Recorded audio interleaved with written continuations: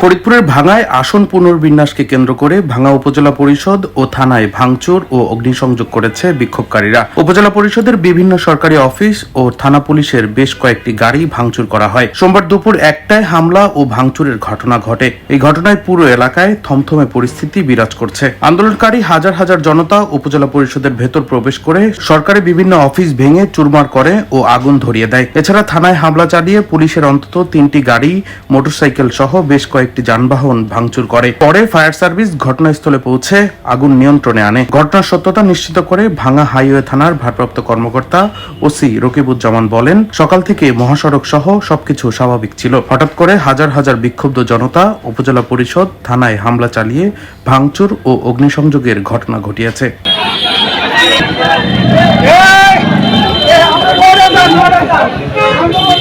Desk report, Dainik destiny.